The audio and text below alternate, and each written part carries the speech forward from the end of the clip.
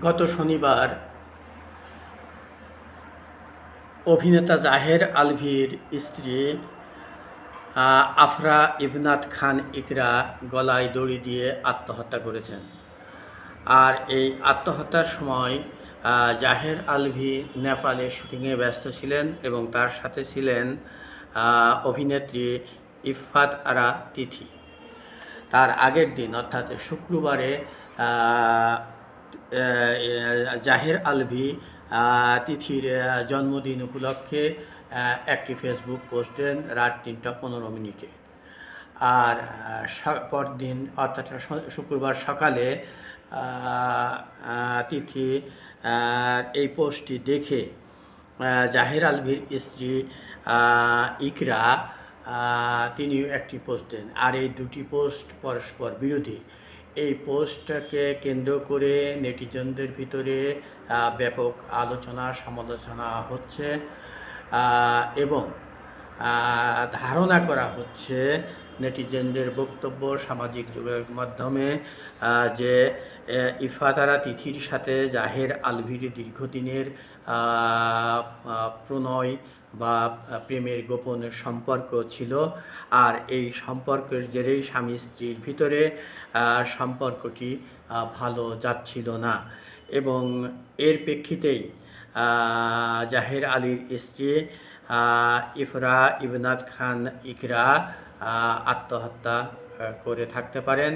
এদিকে পুলিশ বলছে যে সিসিটিভি ফুটেজ তার মিরপুরের ডিএসএসের বাসা থেকে সংগ্রহ করা হয়েছে এবং অন্যান্য আলামত সংগ্রহ করা হয়েছে এবং তার ভিত্তিতে তদন্ত চলছে। তদন্ত শেষেই কেবল বলা যাবে যে এই হত্যাকাণ্ডের নেপথ্যে জাহের আলভীর পরকীয়া সংশ্লিষ্টতা আছে কিনা বা থাকলে সেটার বিস্তারিত ব্যাখ্যা তখন পুলিশের পক্ষ থেকে দেওয়া হবে। অপরদিকে সামাজিক যোগাযোগ মাধ্যমে এ কথাটি স্পষ্ট এসেছে যে জাহের আলভী এবং তার স্ত্রী ইকরার সাথে এই তিথি কেন্দ্রিক ঘটনাকে কেন্দ্র করে দীর্ঘদিন টানাপোড়েন চলছিল। তাদের একটি সন্তান রয়েছে।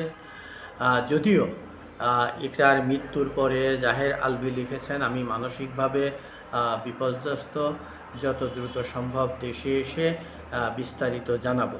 কিন্তু নেটিজেনদের ওই দুটি পোস্ট থেকে এটা স্পষ্ট যে তারা স্বামী স্ত্রী দুজন দুই মেরুতে অবস্থান করছেন এবং তাদের পোস্টের ভিতর দিয়ে সেটা একেবারে স্পষ্ট। যে কারণে জাহের আলভী সহ বিনোদন জগতের যারা নেটিজন আছেন তারা এই ঘটনাকে জাহের আলভী এবং তিথির প্রণয় ঘটিত বিষয় বলে ধারণা করছে।